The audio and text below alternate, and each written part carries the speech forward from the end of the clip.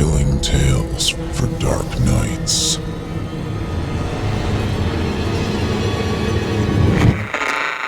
Want to make sure you never miss a Chilling Tales for Dark Nights video again? Be sure to subscribe and hit that bell to turn on notifications. It's time to turn off the lights and turn on the dark. Chilling tales for dark nights.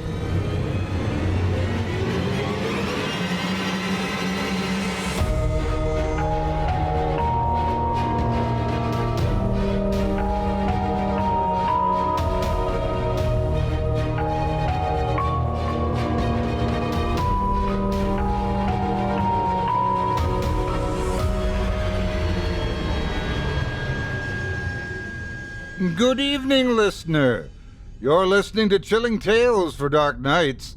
On tonight's program, we invite you to leave behind your safe reality and descend with us into the frightening depths of the most terrifying imaginations with audio adaptations of 2 rounds of frightening fiction about cantankerous couples and evil experiments. I'm Otis Gyrie, host of Scary Stories Told in the Dark, now in its 8th season. My show is available on iTunes and wherever podcasts can be found. So if you enjoy all things spooky, come on over to my neck of the woods and check us out too. You won't be sorry you did. Tonight, I will be filling in as host on behalf of my very good friend Steve Taylor. I hope you're getting better soon, Steve. In the meantime, I'll be your guide as we traverse the dimly lit corridors of your darkest dreams. Joining us tonight to help bring the frightening fiction of Mark Towse and Kyle Harrison to life are voice talents Nick Goroff and Danielle Hewitt. Now, get your ticket ready. Take your seat in our theater of the minds. Brace yourself. It's time to turn off the lights and turn on the dark.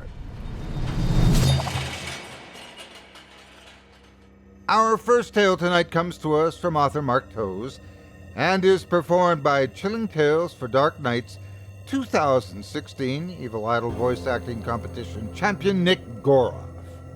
In it, we'll meet a man taking part in an experiment of the mind, and we'll hear what happens when test subjects, such as this one, experience something beyond all research and imagination. Without further ado, I present to you Case Study.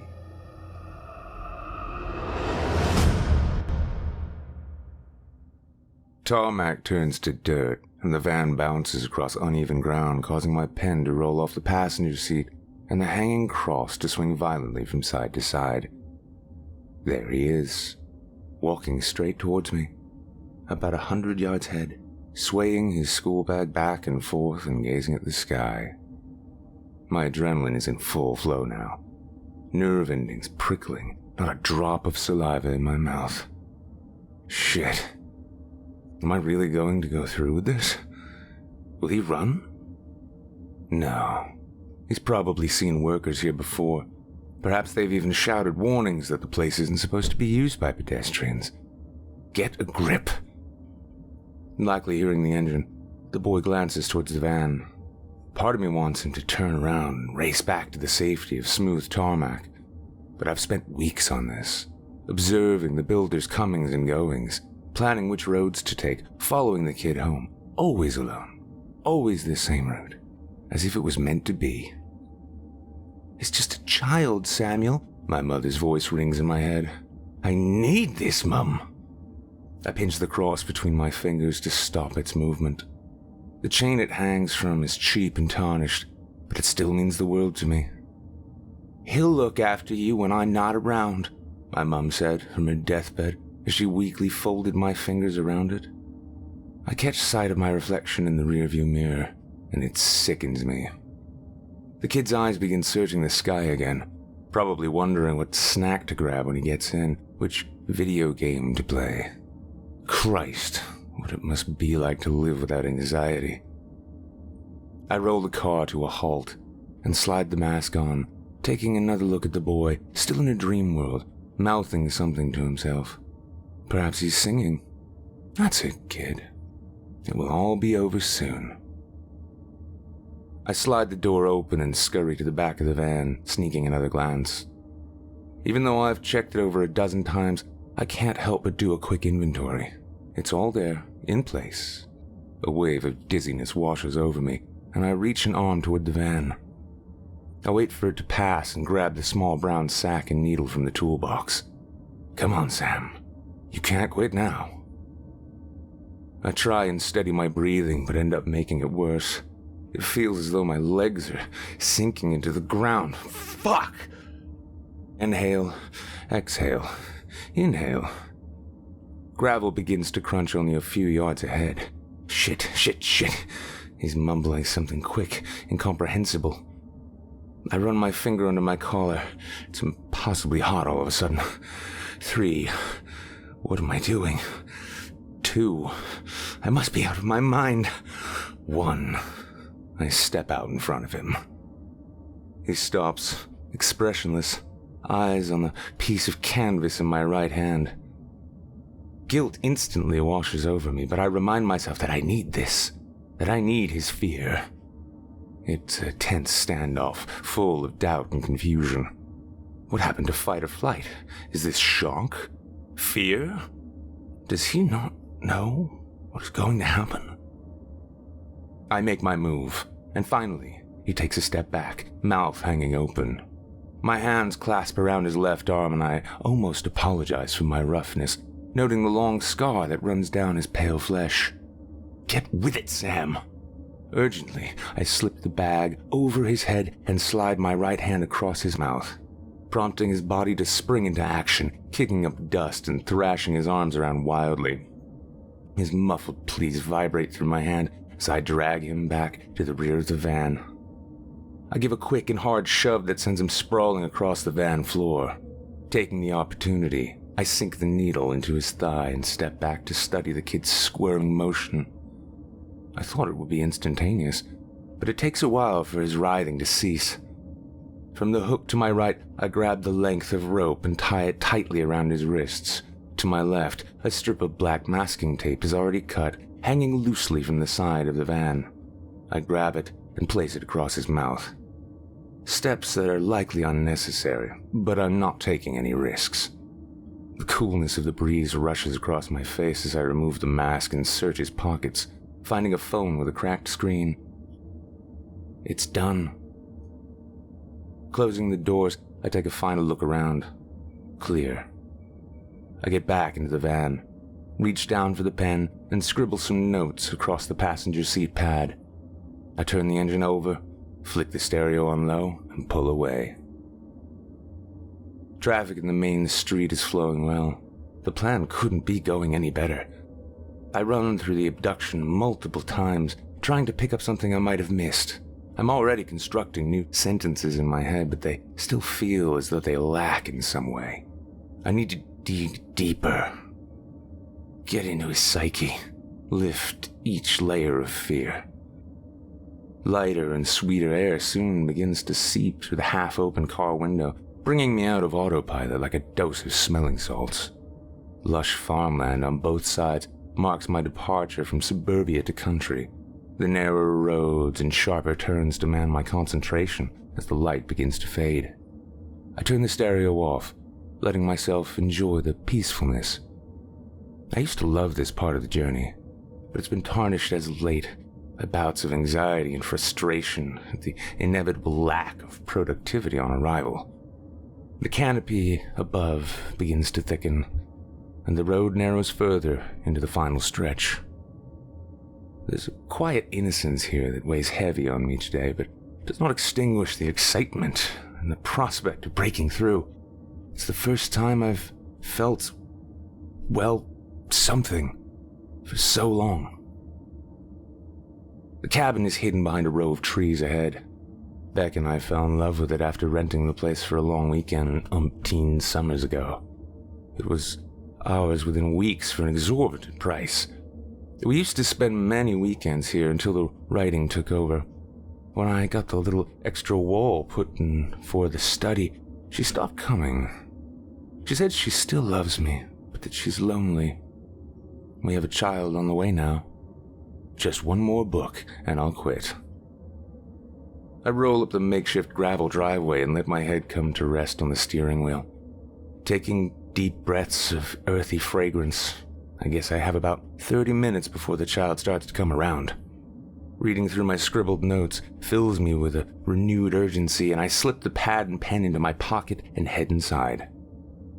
The woody smell of the cabin taunts me. Endless days spent pacing up and down, trying to add life to my second novel. On the table in the corner, empty liquor bottles sit next to the laptop, further reminding me of my failures.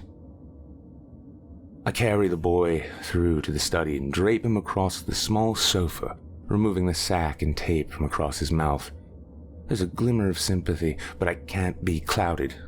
I need to document everything if I'm ever going to make pages come alive again. All of my fear, all of my pain was poured into my first novel, and it left me exhausted, depleted of all emotions, incapable of writing anything else with weight or substance. It was like therapy that worked a little too well, removing the dark cloud that hung around like a tumor, leaving me with a best-selling novel and nothing else to say and nothing else to feel. That was 5 years ago. And the soporific cloud has followed me ever since. Poor kid will have no idea where he is or why he's been taken. Is that worse than knowing your fate? At least you can prepare yourself mentally if your future is already decided. But not knowing? Will he try and escape? Will he call for help? Will he cry? Perhaps in the first instance, he might think it's all just a bad dream? I shut the door and lock it behind me, eager to go on this journey with him. I boot up the laptop and initiate the software for the camera. Everything is set. The experiment is ready. It's 5:20 p.m., and the light outside is fading quickly. His mother will be on her way home from work. I hope I gave him the right amount. I slip my hand in my pocket and bring out the notepad and pen. I need a whiskey. Only one, though. A treat for a successful abduction, if you like. As I relax back into the couch with my heavy glass, I stare at the screen, hoping that all of this will be worth it. It has to be. Over 20 minutes pass before the kid's first natural movement. I wonder if he'll call out for his mum first. He puts a hand to his head and takes his first proper look around. His gaze stops at the camera. Now he knows. His head begins snapping in different directions, eyes widening once again, mouth partially open. He must be 11, 12 at a push. Night terrors may be a thing of the past, but he's still at an age where fear can easily be implanted. Noises in the dark, a scary movie, a sinister mask. Smells will be different, alien, disorienting. Another pang of guilt strikes as I observe his confusion. But this is 5 years of desperation, and I need to push through. He climbs on the bed, peers through a gap in the boards, and screams into the fading light. My pencil almost punctures the paper as I continue to document every little move and whimper. It's been a long time since words have found their way so easily and quickly, and a shudder of excitement works its way down my spine. All this time, I've resigned myself to being the one that wrote that book, but now I feel another is within reach. Living through this kid will give me what I need to inject real fear and wonder into the manuscript that has been sat untouched for too long.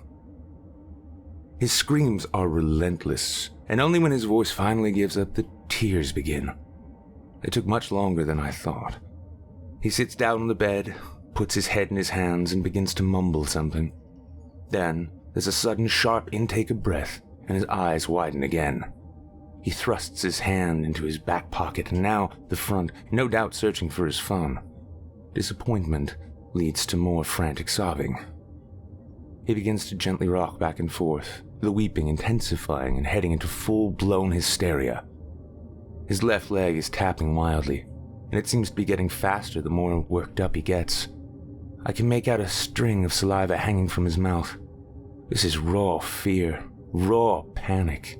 His body is losing control. Keep with the program, Sam. He'll be home in the morning. Holding the laptop, I tiptoe across to the door and give it a firm rap. His head immediately snaps up, and there's another intake of breath. I observe the puffiness in his face, tears still racing down both cheeks, and eyes as wide as the first time the realization washed over him. He appears to be holding his breath, as if suddenly frightened to make a sound, his face becoming redder by the second. "Kid," I say. He's trying so hard, but the convulsive whimpering gets the better of him again. I give him a few seconds. "Kid." His legs are still tapping, and he's shaking gently. The crescendo of fear seems to be passing. The crying phase is winding up. Is it the human voice? The ignorance and innocence of associating a fellow human with anything but compassion and empathy.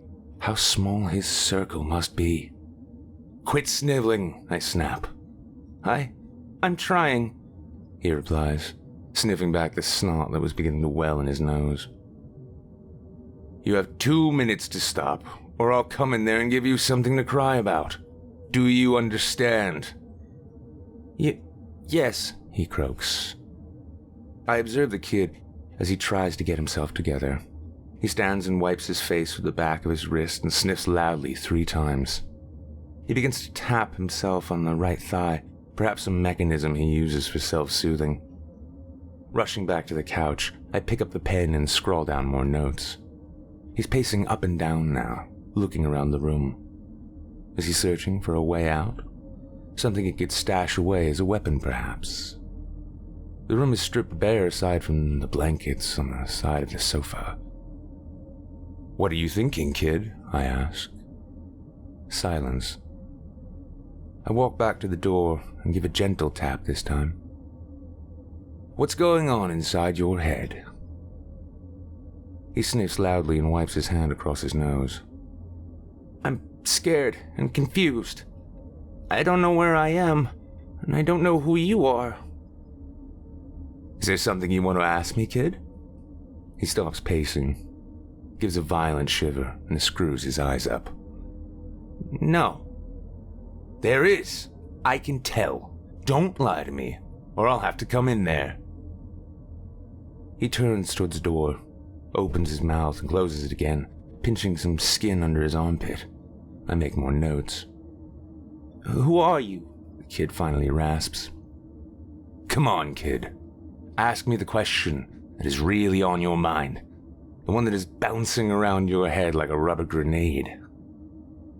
Sucking in some air, he takes a step back. Are you going to kill me?" He screws his eyes shut even more tightly as if the act will somehow ensure a more favorable response. Intentionally, I leave a long pause. I note every tremble that he makes, the changing hue of his skin and the variation in his breathing, both frequency and length. Eventually, he opens his eyes, but his face is taut with anxiety and anticipation. This is first-class stuff. "Who was your best friend, kid?" He crinkles his forehead and shakes his head slightly. "What? Your best friend? Who is it? Which one would miss you if you never saw them again?" He wipes back more tears and swallows hard. I don't have any friends." "What about school friends?" "I have school issues. Move around a lot, you know?" I let out a sigh. "You're going to have to make one up then. And I'm going to need you to sound convincing. Got it?" The screen shows him nodding. "You're going to call your mum and tell her you were at a friend's house." "She's not my mum. She's my foster carer." There's a pause as the kid looks down at the ground. "My parents are dead, and the others didn't want me." You've got to be fucking kidding me. Of all the kids, you went and picked a fucking lonely orphan. Kudos, Sam. Stick with it. For Christ's sake, there's too much at stake. "What's her name?" "Jessica." You're going to call Jessica and tell her you're at a friend's house, that you're staying over. There will be no whiny voice, no stuttering or sniffing.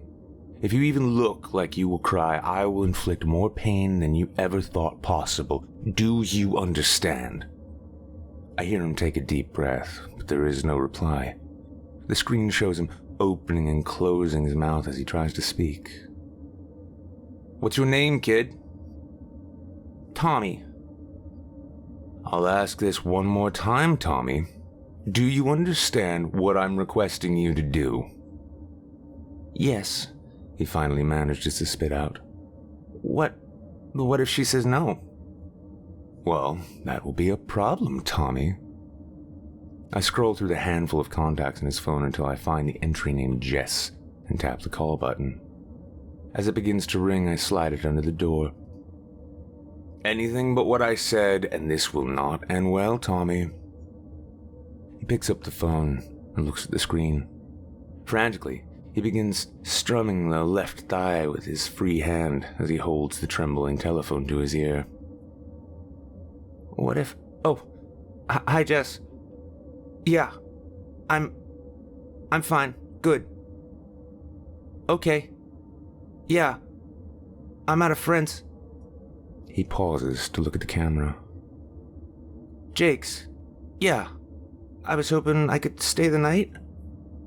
Yeah, I went home first to get a change of clothes. Yeah. No, his mom said she'd drop me back. Okay.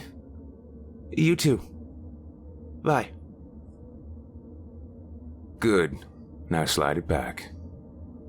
The kid did well. A little shaky at times, but it's a pass. I exchange the phone for a bar of chocolate, which he quickly grabs and moves back to the bed. He places it on top of the blanket, beginning to kick his legs alternately back and forth.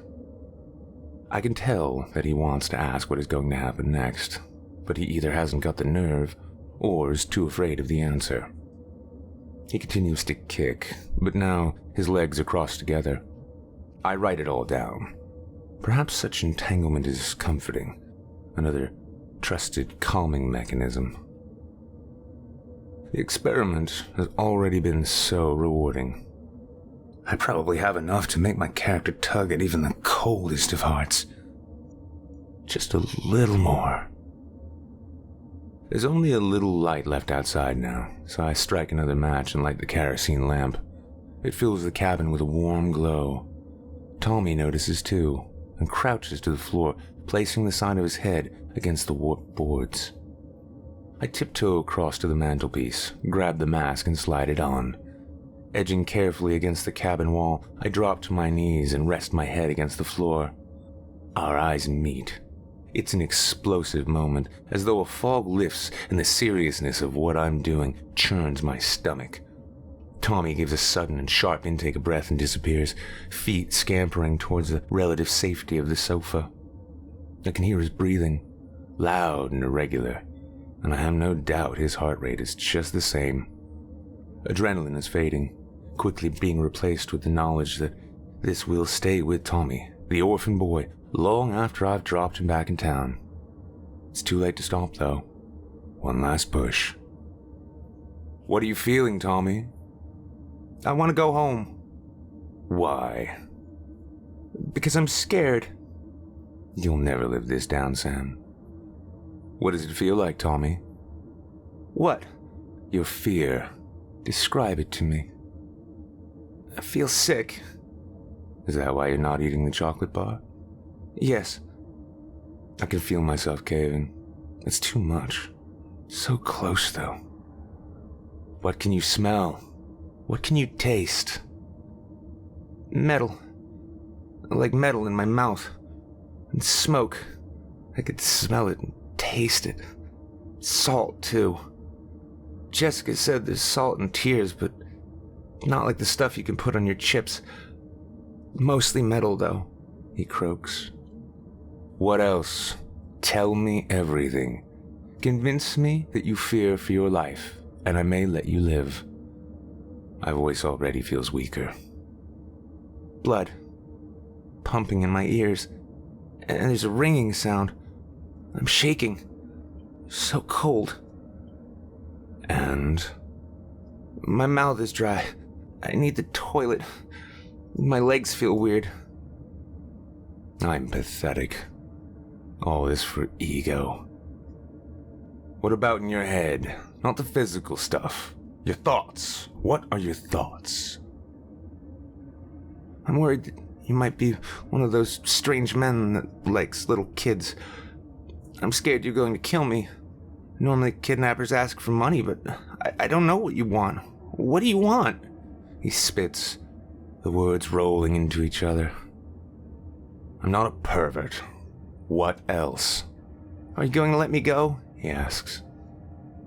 I've been blinded by desperation and a selfish desire for fame. You have to answer my questions, Tommy, I croak. I have answered your questions, mister.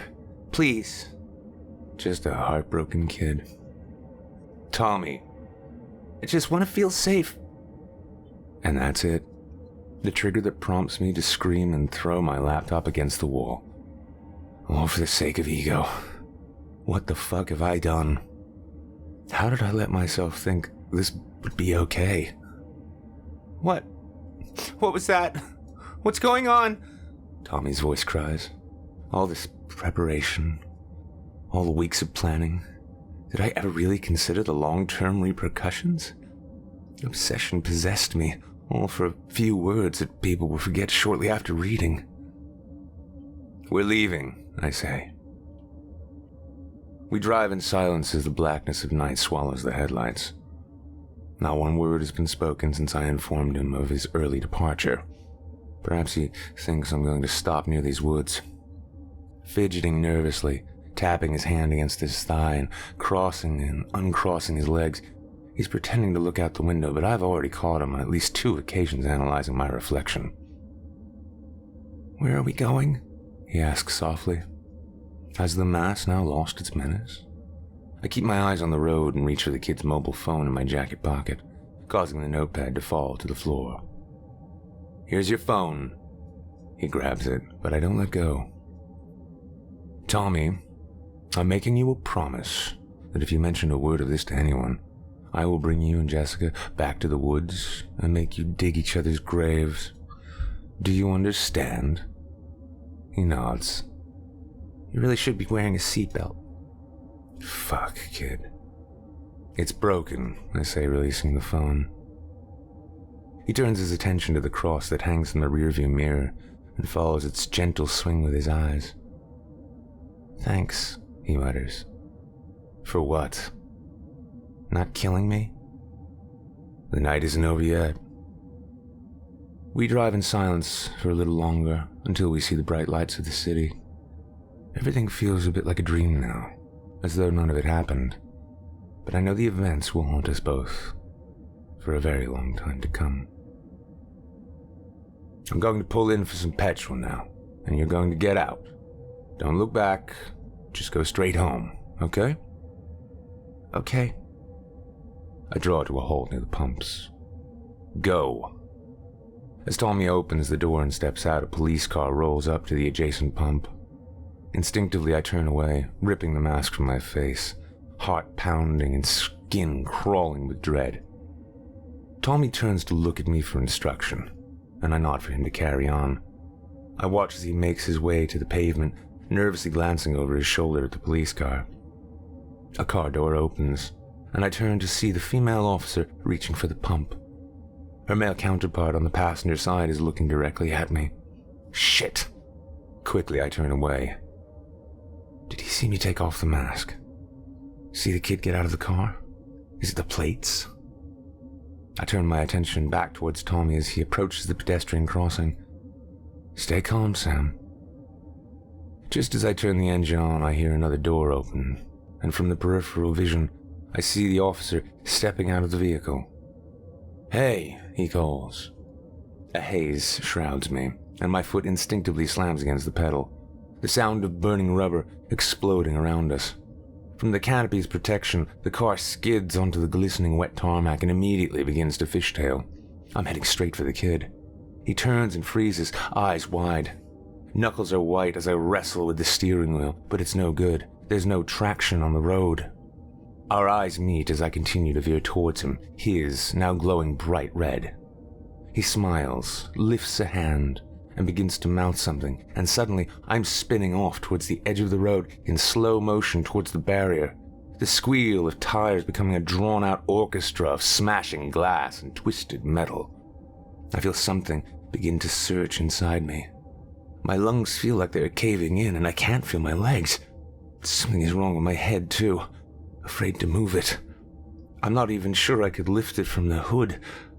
The taste of blood fills my mouth, thick and coppery, metallic, or perhaps the smell of fear, like Tommy described.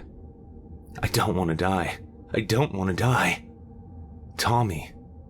He walks towards me, still carrying that smile, but he shouldn't be walking. I was heading straight for him. I remember he lifted a hand, and his eyes. You did this, I rasp. Tell me, is the blood pumping? Are your ears ringing? Are you cold? Only the cold. Nothing but the cold. Stop sniveling, he says, eyes glowing red. I don't understand. Didn't you ever wonder why I took the long road home every night? As the sirens approach, I can't take my stare away from those eyes. I could smell you everywhere. Who's been tracking who? What are you talking about? I wish there was some pain, but there's nothing. That's the worst part. All I feel is the ice-cold grip of fear. More voices, close but distant at the same time, and bright lights that begin to blur in a single color. Fuck, I'm scared. No, it's more than that. You couldn't simulate this. You can threaten, pretend, but there'll be a reprieve for me. I'm broken. This is it. He steps forward, reaching through the broken windscreen to grab the cross.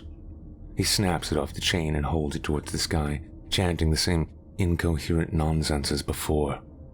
The cross fizzes in his hand and turns into black ash that carries away on the slight breeze. What are you feeling? What are your thoughts? I try and speak, but only a garbled rasp emerges. Around me, the voices are getting more urgent. In the distance, I can see Beck. She's smiling and stroking her bump. Olivia. That's what we're calling her. Our little girl. They both crumble to black ash and float away on the gust. The notepad on the floor. That's what this has all been about. Who are... It has an energy, doesn't it? Fear. But I'll never get to find out what's going on inside their heads. You finally know now, though. What's it like? It's getting harder to breathe. I think I'll stop trying soon. So goddamn cold. Was I everything you hoped for? Plenty of material? Shame you'll not get to use it. As he steps in closer, blackness begins to fill the outside of my vision. He leans over, bringing his face only an inch from mine. Got a real story for you, mister. He offers a smile. I slit Janet and Trevor's throats and ate ice cream while watching them bleed. I even sliced open my arm to make it look as though someone broke in. And then there was Denise, who had a fall while putting up Christmas decorations. A sudden gust of wind shook the ladder. It took a long time for her to die. Even had time to make a cheese sandwich during that show. I'm fading fast. My heart slowing to a dampened thud. Was I convincing? I think I'm getting better all the time. Practice makes perfect and all that. More car doors slam shut. Police, stand back! Jess is kind of sweet, but I crave it, you see. His eyes burn red as he continues to study my fear. I can smell it, taste it. It will never be enough. He drops his gaze to the floor. You got blood on my new shoes. Voices slow to a drawl. Kid, you okay? He begins to sob, eyes as blue as they come.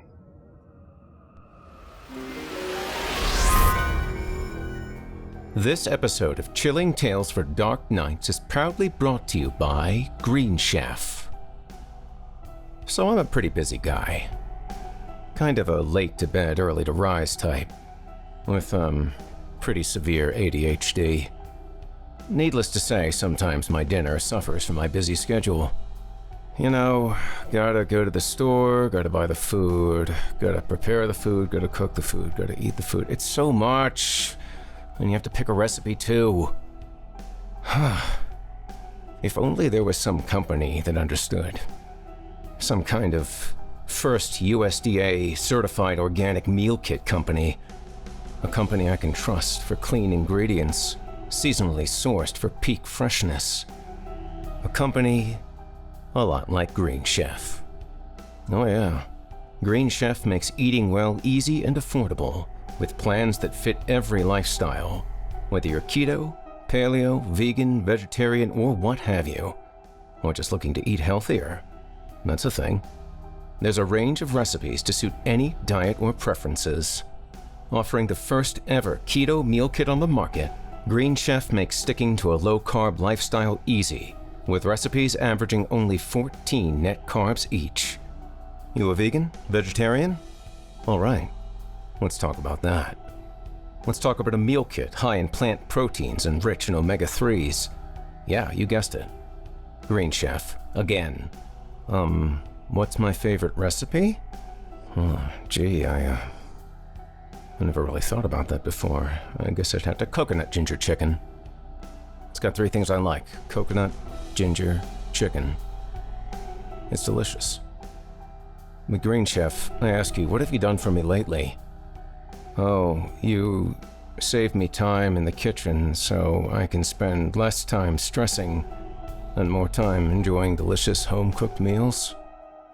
Sound familiar? Well, it should, because it's true. Oh. Intrigued, are we? Then I suggest you go to greenchef.com/90ctdn. And be sure to use promo code 90C as in Charlie, T as in Todd, D as in Donald, N as in Nicholas, to get $90 off, including free shipping. Now that's time saved in the kitchen, clean ingredients, and delicious food. You're going to want to go to greenchef.com/90ctdn. $90 off, including free shipping. And that is none too shabby. Thank you for your support of this program and of the sponsors that make it possible.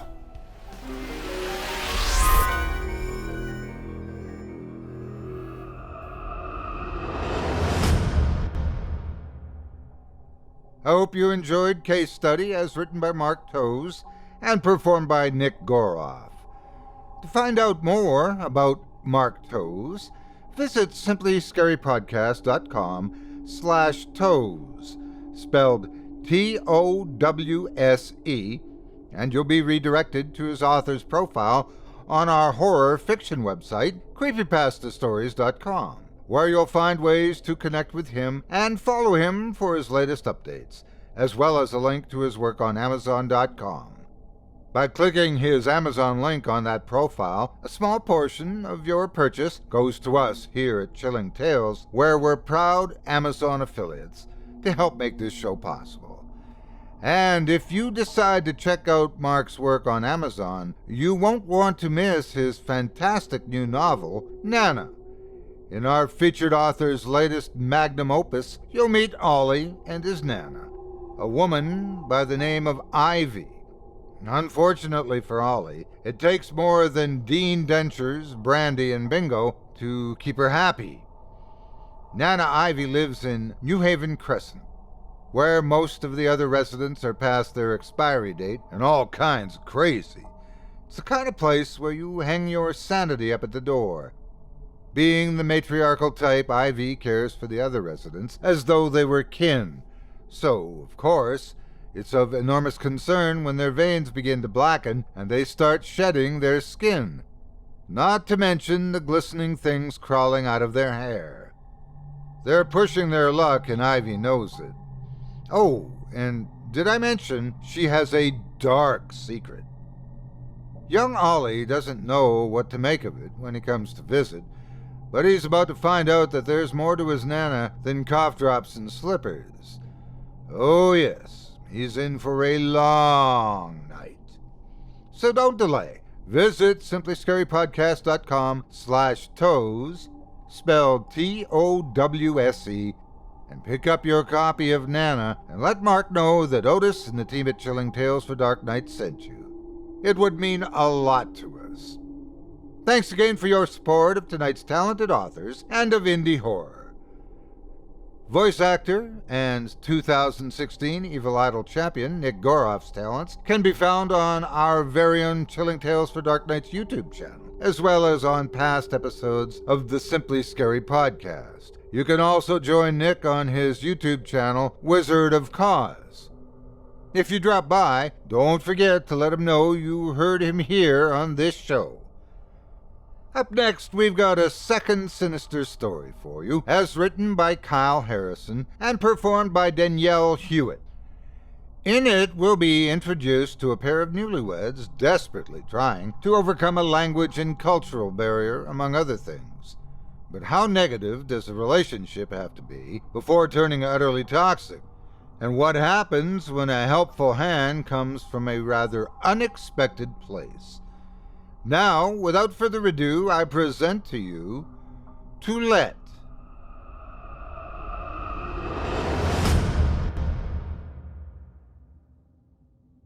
I should have taken more notice of the graffiti when I arrived at the Highbrooks. But the sad fact is that the strange scribblings on the complex were the least of my worries here. Traveling alone is never something I would recommend when you're in the area you're unfamiliar with. But my options were limited. If my fiancé Peter were here, he could have translated the words. But he had still not gotten his green card when I bought the property in South Sussex. That was just another item to add to the list of mistakes I made with him. The building stood approximately 33 meters away from the rest of the cul-de-sac, a relic of a bygone era. To be honest, when I first got the keys to go tidy up the apartments, I actually wondered if the place had been condemned at some point. That's the problem with me, though. I always dreamed too big. Where I saw potential, others could look and see nothing but headaches and more debt. Nothing about the place had been updated in well over 10 years, thanks to the downturn in the local economy. Dust and cobwebs covered every surface, and boards nailed down each window. It felt more like a tomb, and I was a grave robber intruding. This was supposed to be an investment in our future, but instead, the purchase was feeling more and more like a train wreck. As I moved toward the second floor to inspect the wiring and floorboards, things did not improve much. I used my phone's flashlight to illuminate my steps, shining it down the dirty hallway like a beacon.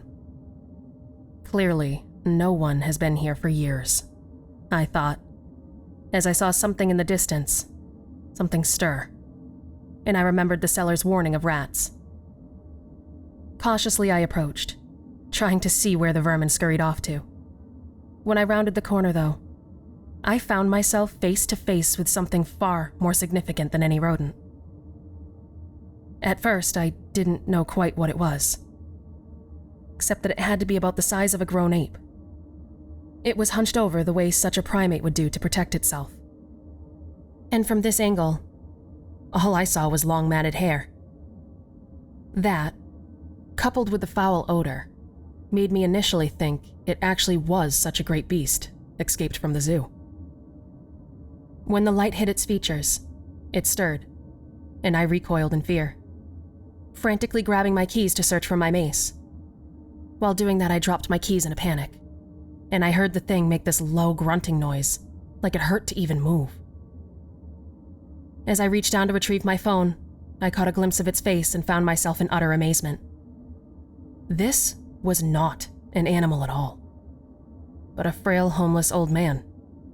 My weak light showed that his aged features had all the signs of starvation, along with bruising.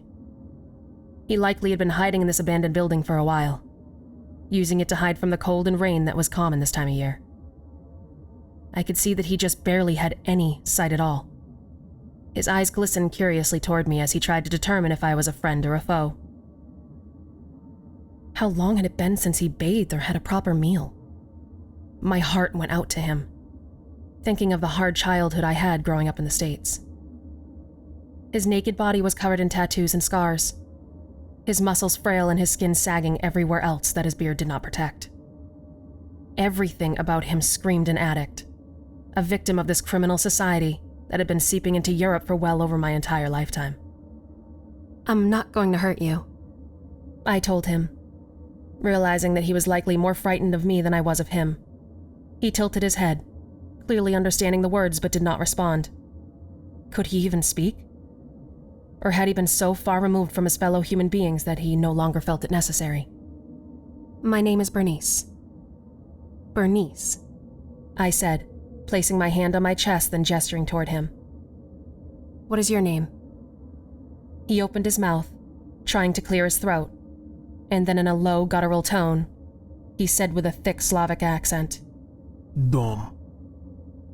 "I'm going to help you, Dom," I told him as I slid open my phone and called Peter. I knew he was probably still on his flight from Copenhagen, but I figured maybe he could still help. Hello. He asked as I put him on speakerphone.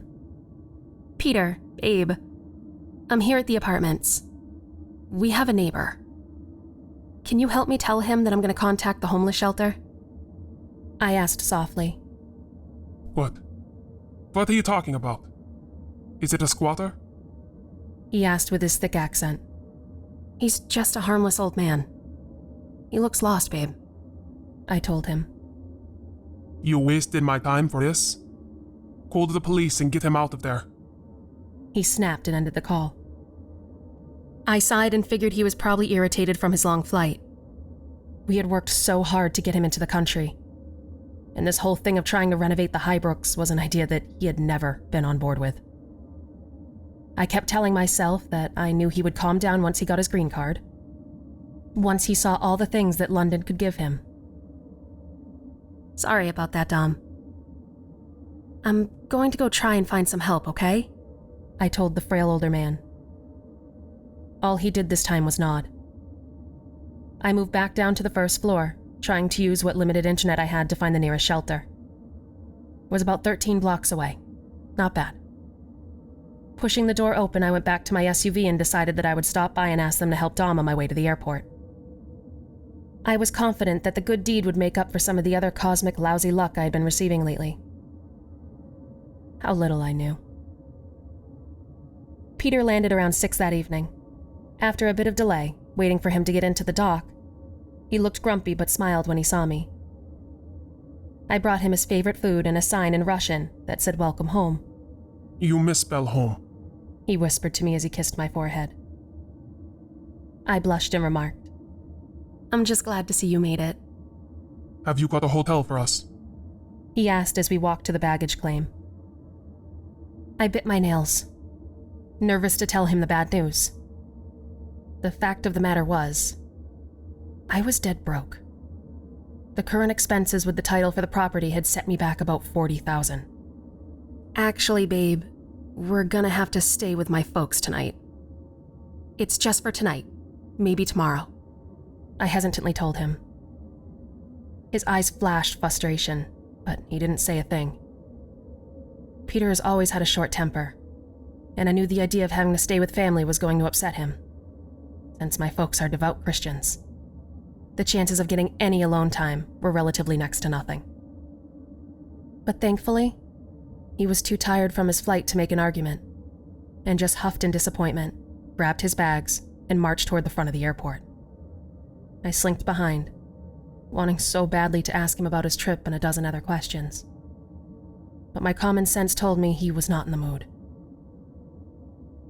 Instead, for most of the drive across London to my parents' flat, I didn't make any comment except when he did, being careful to gauge my responses so that I wouldn't upset him more. I wanted everything to be perfect for the start of our life together, but I've never been one to make waves. Besides, my father was convinced that Peter was terrible news, and I had been having a hard enough time trying to convince him otherwise. It's my fault, really. As I said, my parents are traditional Christian of the Lutheran faith, and don't think I should have even started a relationship outside of my home so hastily. What they don't understand was that despite Peter's flaws, he was a sweet man. I mean, we all have problems, right? Just because he came from communism didn't mean that he was a terrorist or something. Convincing them of that had been an uphill battle, and I doubted this short visit would be any different. It started peacefully. My mom had made us turkey and Polish sausage along with lemon cake, which was Peter's favorite. But I could tell from the moment we all sat down at the table, my dad would start putting pressure on my fiancé. So, Peter, have you figured out what you're gonna do for work yet? Dad, I said in frustration. What? It's a valid question, isn't it? He said and turned to Peter and stated, I just want my daughter to be provided for. That's all. My fiancé wiped his mouth before answering as articulately as possible. English was not his best attribute. I still await confirmation for visa. He answered. That's been a few months back, since your last visit. My dad pointed out. That's the government for you. Always more hurdles, Mom said. I could tell the questions were bothering Peter, so I tried to steer the conversation a different way. I helped a homeless man today, I offered. My attempt didn't work. I am not, what is the word? Lazy. I want to work, but hands tied. Peter insisted. I understand. I know you love her, I can see that. But can I be real with you, Pete? Dad asked. I swallowed, unsure what my father would say. My fiancé gestured for him to continue. Bernice is our only daughter. And all of this is so rushed. Getting you here, trying to get things settled for a wedding, and then on top of that, the property she's trying to fix. Feels like something out of reality TV, he said. My fiancé didn't know some of those words, so I softly translated them. This time it seemed like he was angry with me. Why you tell father about the property? That's our decision, he muttered. Babe, they helped us get the loan. We're investing for the long term, I told him. It was stupid, Peter barked. Hey now, no need for name calling, Mom said. No, Mom, it's fine. Peter just means that he doesn't know why I couldn't get the money myself, I said as I squeezed his hand. I told you, my credit was bad, babe, I said. And this is exactly what I'm talking about. Putting the cart before the horse, Dad said. I glared at him, upset that he was provoking a reaction. The only saving grace was my phone buzzing, and I saw it was the shelter calling me back. Bernie, you know the rules. No cell phones at the table, Mom chided. Sorry, I need to take this, I responded, getting up and moving to the hallway. Hello, Bernice Manchester speaking, I said softly. Yes, evening, Mom. This is the St. Alphys homeless shelter. You called earlier about a man needing assistance in the Highbrooks? The answer came. I paced toward the window as I refrained from hearing my dad lecture Peter some more. It was making my blood pressure rise. Yes, that's right. Did you get him to help? I asked. Well, that's the thing, Mom. We checked the entire property top to bottom, as best we could. I couldn't find him anywhere. Could you give me a description? The employee asked. I pursed my lips, realizing that the old man had likely decided to leave after our encounter. Some people just don't recognize they need help, I thought to myself. No, I'm sorry. I probably made a mistake. I'm sorry to waste your time, I told them as I heard Peter shout something in Russian and my front door slam. I ended the phone call there and went into the kitchen to see what happened. What did you say? I asked my father angrily. Nothing that didn't need to be said, he said. Dad, seriously, why can't you be happy for me? Every time Peter has traveled, it always feels like an interrogation. I muttered. Your father just wants what is best for you, Mom insisted. I sighed in frustration. What I need right now is for you to let me live my own life. Make my own mistakes. Oh, you're gonna be making plenty of those with Putin out there, Dad muttered. Dear, Mom snapped. I sighed. It's fine. I should have known coming home was a mistake too. I grabbed my coat, and Mom tried to stop me. Where are you going? I've got a credit card. Peter and I can grab a hotel. Anywhere more hospitable than here, I answered. I'm sorry about your father. He means well. She whispered as she led me out to where Peter was getting a smoke. Tell him he can stop worrying. I'm a big girl. I can take care of myself. I told her as she hugged my neck and also apologized to Peter.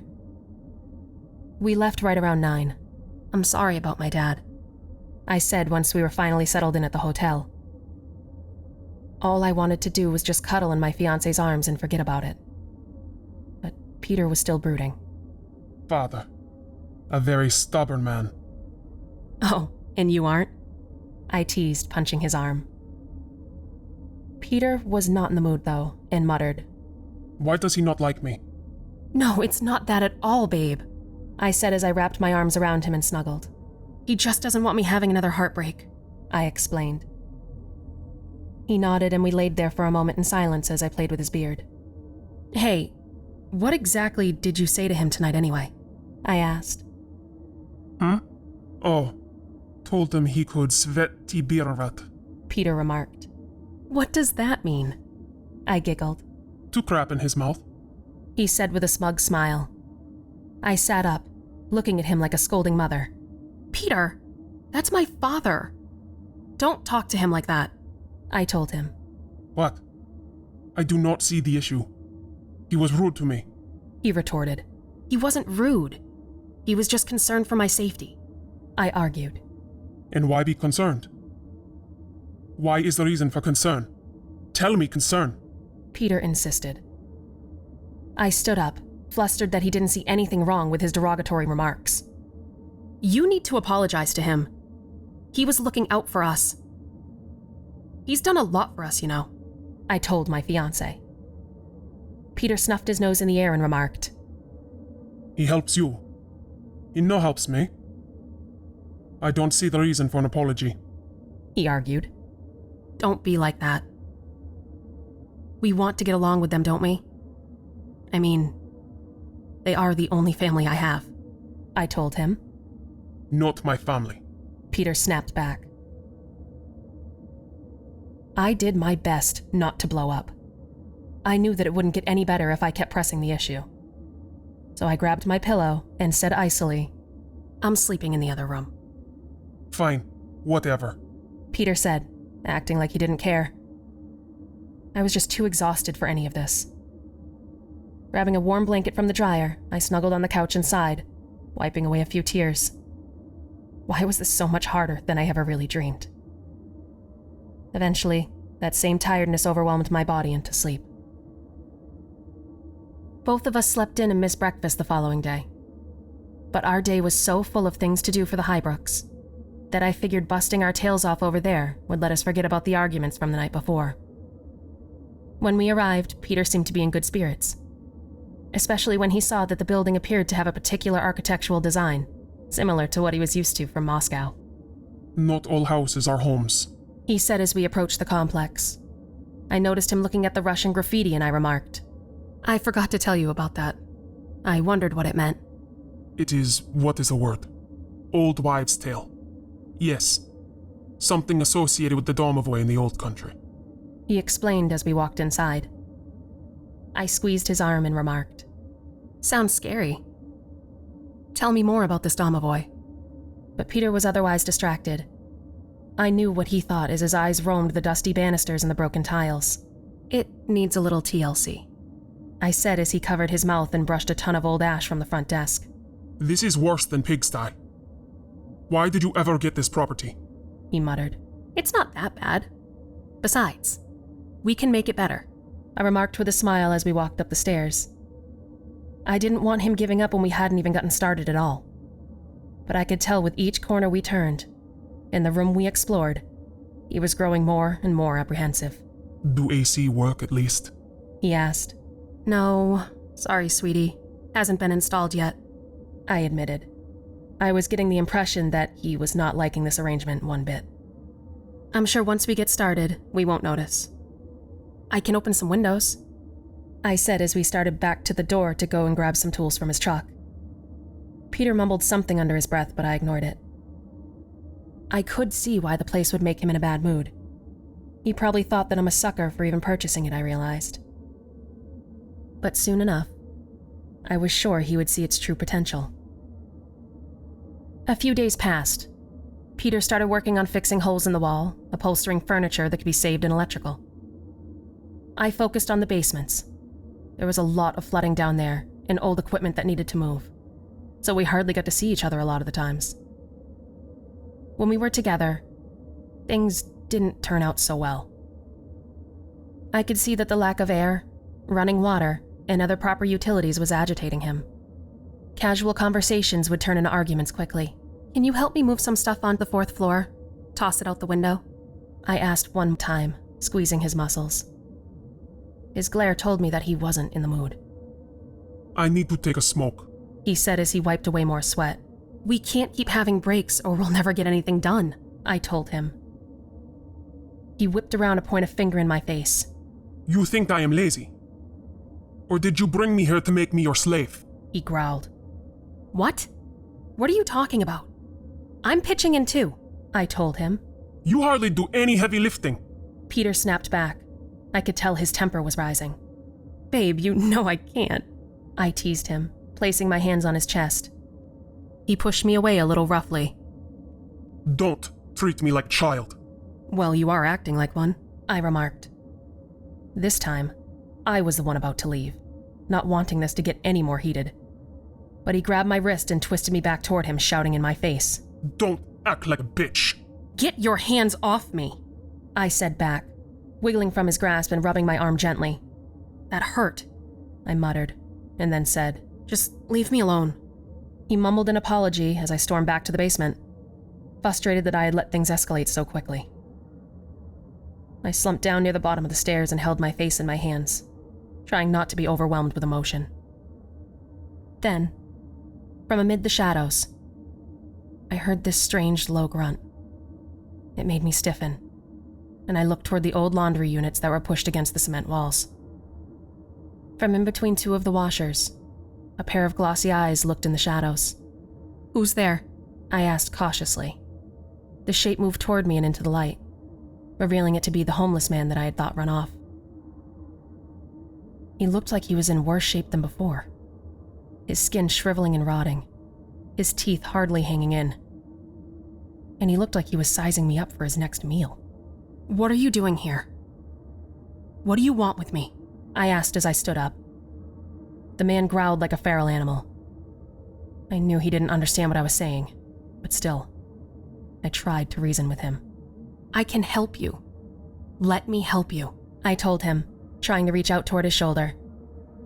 He gnashed his teeth and lunged toward me, scratching my arm with his twisted nails. Then, he came at me with even more ferocity as I screamed. Suddenly, I felt a firm grip on my other hand pulling me back up the steps. Peter guarded me and swung a hammer toward the old man, causing the stranger to growl in frustration and slink away toward the shadows.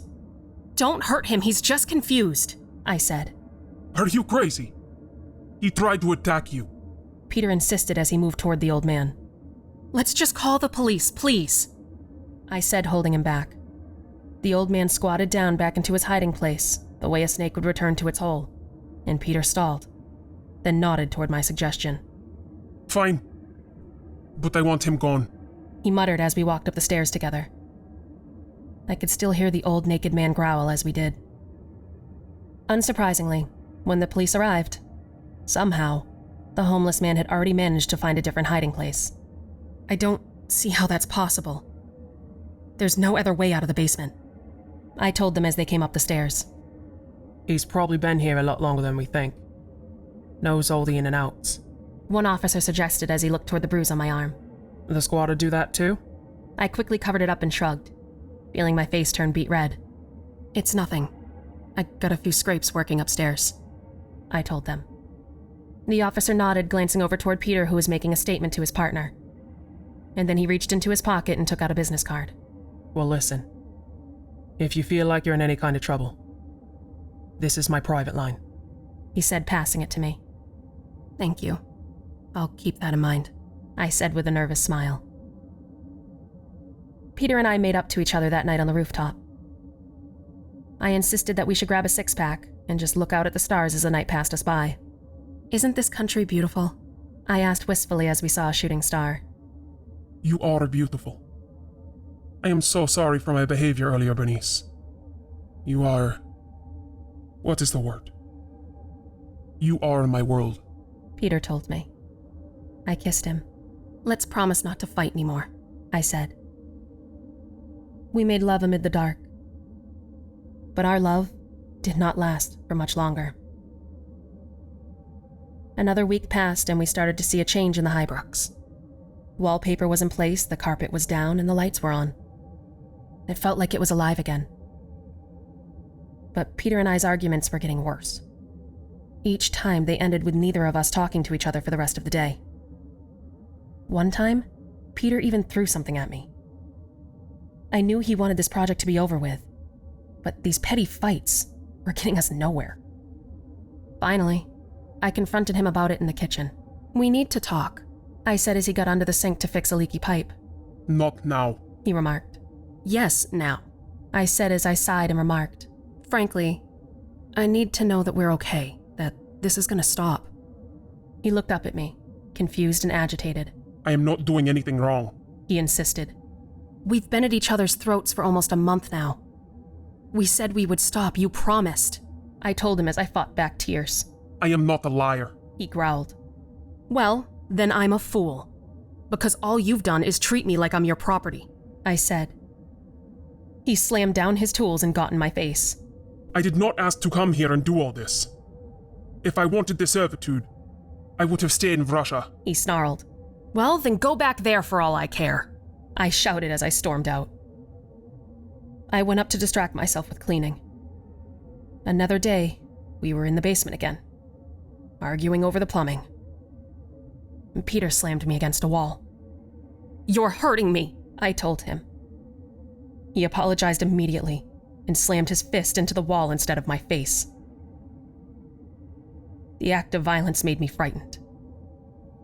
And that night, I almost called the police on Peter. I needed to give him another chance, I told myself. This is a lot harder on him, coming to a new place and adjusting. I told myself things would get better. Then I found the old man again, this time while I was vacuuming one of the penthouses. I was dusting the closets, and when I turned around, he was just, well, there somehow. He was on the carpet, hardly looking as starved as he had before, but still a bit chaotic. He was, however, wearing some clothes that I guessed he'd stolen from the laundry. So at least I didn't have to see his naked body again. Dom, I don't want to call the police on you again. Please, tell me why you're here, I insisted. He reached toward the carpet and ran his fingers through the fabric before making a grunting noise. My home, he answered. But you can't stay here, I told him. My home, he said this time with a firm voice. It's our home now, I told the old man as I walked past him and added, I don't want to get you in trouble. If you agree to leave peacefully, I'll pretend I didn't see you, I told him. Leave? I am not the one who will be leaving. Dom answered angrily. His tone frightened me, and I quickly locked the door. Suddenly, he was agitated again, and scratching on it like he could get through. I'm sorry. I said as I rushed to find Peter. This needed to end before we opened the doors to the public in a week. I found Peter in the kitchen on the second floor, working on the cabinets. I could see that he still hadn't been cooled down from earlier, so at first, I hesitated about mentioning the return of our unwanted house guest. He saw my frantic eyes and didn't question why I was there. Instead, just followed me up the stairs. Once at the locked room, I stood at a distance and watched as my fiancé burst through, only to find an empty suite. Bernice, what is all of this about? He asked in frustration. It was the old man. He was here. I insisted, shocked that he was gone again. I do not have time for games. Peter said, pushing past me. I'm telling the truth. Don't walk away from me, I said, grabbing his hand the same way he had done that first day. He turned around and smacked me in the face, sending me tumbling to the floor. Don't lay your hands on me, woman. Peter shouted back. What the fuck? You son of a bitch! I said, getting up and then shoving him back. His body hit the wall. And this time, I could tell that I'd taken things too far. With a wild look in his eye, Peter came toward me and grabbed my hair, tossing me onto the bed. Sick and tired of your childish tantrums. He snapped as he pinned me down. I struggled as he grabbed and fondled me, making my body feel exposed and uncomfortable. Get off me! I snapped back. Shut your mouth. You want this. He said as he ripped my clothes off, acting like a sexual sadist. No, I don't! Stop! I said stop, you bastard! I said, slapping and kicking. His face got hotter with fury, and his hand gripped my neck, making it hard to breathe. You're such a bitch, he shouted. Then, from behind us, we heard a low thrum, a growl emerging from the hall. Peter released his grip on me and I turned to see the old man there, his gaze feral and angry toward the two of us. I gasped for air as Peter went toward the old man and yelled, Mind your business, Koga. He raised his hand to hit the old man, and I rushed to stop him, causing Peter to slam his fist against me instead. You little bitch, he said as I scratched my nails against his face. Stop it, you monster! I shouted back. Suddenly, the older man struck. Acting like a cobra, he grabbed a hold of Peter and pulled him to the floor. What the fuck? My fiancé snarled as he tried to get away from the old man's grasp. But surprisingly, he was stronger than he looked. Then something beyond belief happened. The old man began to sink into the floor, his body slowly melting into the carpet. Bernice, help. Peter said as the stranger grabbed his neck and tightened his hands on his throat. The old man's fingernails transformed into claws, his teeth into fangs. And suddenly I realized he was consuming Peter, taking him into the floor as well.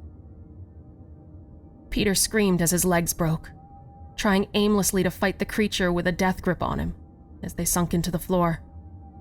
Then his back snapped, and he shouted obscenities and looked to me for help, desperate for escape. I stood there and watched, paralyzed with fear, but also thankful, as a sudden realization came over me. The stranger was helping me, protecting his home. Peter's skin began to slide off, pushing his muscles and bones to different directions as he was now against the carpet himself. The old man's mouth widening until it was large enough to swallow him whole.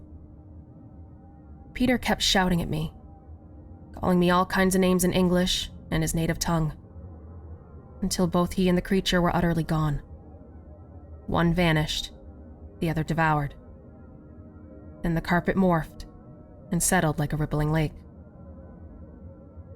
I told my parents that Peter had left and returned home.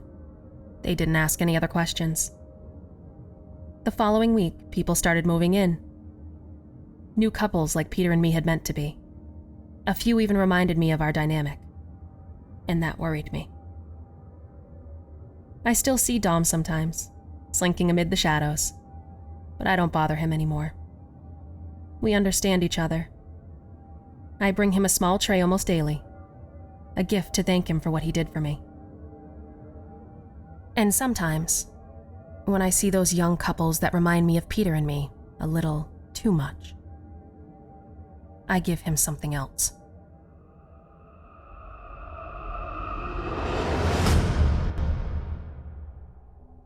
I hope you enjoyed To Let, as written by Kyle Harrison and voiced by Danielle Hewitt. If you enjoyed Miss Hewitt's performance, you can hear more of her on the Chilling Tales YouTube channel, where she was a previous contestant in Evil Idol, just like Nick. You'll also find more of her narrations over at the Creepypodcast at creepypod.com. If you check her out, be sure to give her a thumbs up and leave a kind word whenever possible, and tell her you heard her here on this program. It means a lot to us. To find more of award-winning author Kyle Harrison, visit simplyscarypodcast.com/Harrison, spelled Harrison, and you'll be redirected to his author profile on creepypastastories.com, where you'll find links to his social media pages, Reddit account, and his publishing company, where boundless horrors await. He's also got a number of works available on Amazon, both his own and others he's been included in. His newest short story collection, A Growing Need to Die, is especially good. Check it out. A Growing Need to Die asks the eternal question, do you believe in ghosts? Well, after reading Kyle's collection, you will. This menagerie of the macabre contains some of Kyle's best stories, and is bound to leave you questioning your sanity while you keep the light on, reading page after page. If you pick up a copy, leave Kyle a 5-star review and a kind word, and let him know you heard about him here too. Thanks a bunch. Now, our weekly descent into the depths has just about come to a close, but before we go, I'd like to take a moment to thank you for joining us for tonight's episode, and remind you to take a moment to stop by our iTunes page and leave Chilling Tales for Dark Nights a 5-star review and a kind word, and follow us on Facebook, Twitter, and Instagram if you haven't already. And of course, subscribe to us on YouTube, where you can find an archive of our work going back to 2012. And consider signing up as a patron at our website, chillingtalesfordarknights.com, to show your support and get all of our content ad-free. I'm your host, Otis Gyrie, and it's been a pleasure as always. Tune in again next week when we once again turn off the lights and turn on the dark. Sweet dreams, listener. Sweet dreams. Thanks for joining us. You've been listening to Chilling Tales for Dark Nights, a production of Chilling Entertainment and a proud member of the Simply Scary Podcasts Network. Visit simplyscarypodcast.com today to learn more about our network and our other amazing storytelling programs. Tonight's program was hosted by yours truly, Steve Taylor. Selected stories have been adapted with the kind permission of their respective authors. Original music provided by Luke Hodgkinson and Jesse Cornett. Sound design and final mixing and mastering by executive producer and director Craig Roshek. Logo by Craig Roshek. Got a scary tale of your own that you'd like performed? We take submissions. Email it to us today at submissions@chillingtalesfordarknights.com to have your terrifying tome considered for production in a future episode of this show. If you enjoyed what you heard on tonight's program and are joining us on your favorite podcast app, subscribe to us to be sure you never miss an episode, and leave us a 5-star review and a comment. Your feedback means a lot to us. You can also follow Chilling Tales for Dark Nights and yours truly on Facebook to connect anytime and get the latest updates on this and other programs and my channel. If you're listening on the Chilling Tales for Dark Nights YouTube channel, do us a favor and hit the subscribe button and the bell notification icon for ctfdn as well to get more spooky tales from me and the crew each and every week. And don't forget to hit that thumbs up button to tell us how we're doing and leave a kind word or a request. And don't forget to visit us at chillingtalesfordarknights.com and consider supporting the team by becoming a patron. In addition to helping us out, you'll get exclusive access to our audio archive and ad-free downloads of all your favorite stories, including those you've heard on this program. We'll be back next week with more terrifying tales to keep you up all night. But that's all right. Who needs sleep anyway?